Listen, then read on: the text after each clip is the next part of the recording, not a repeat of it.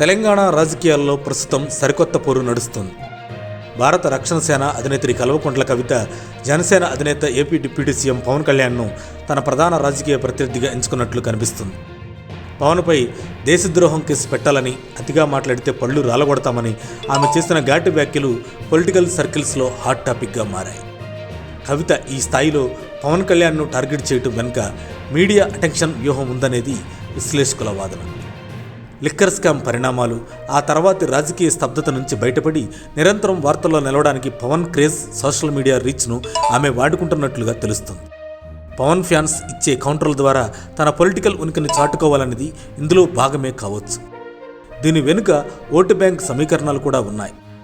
హైదరాబాద్ పరిసర ప్రాంతాలు, కూకట్పల్లి, శేరిలింగంపల్లి, ఎల్బీ నగర్, ఖమ్మం, నిజామాబాద్, వరంగల్ జిల్లాల్లో ఆంధ్రా సెటిలర్లు, పవన్ అభిమానులు ఓట్లు కీలకం. ఏపీ కూటమి విజయం తర్వాత తెలంగాణ యువతలో జనసేన వైపు మళ్లే అవకాశాలు కనిపిస్తుండటంతో సెంటిమెంట్ను రెచ్చగొట్టడం ద్వారా ఆ ఓట్లను రాబట్టాలనేది కవిత ప్లాన్ కావచ్చు.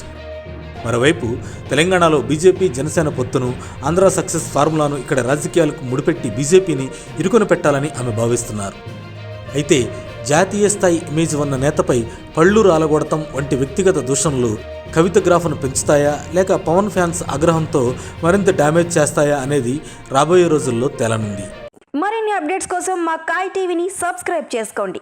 మా వీడియో కనుక మీకు నచ్చినట్లయితే లైక్ చేయండి, షేర్ చేయండి. మీ విలువైన అభిప్రాయాలను కామెంట్ బాక్స్లో తెలియజేయండి.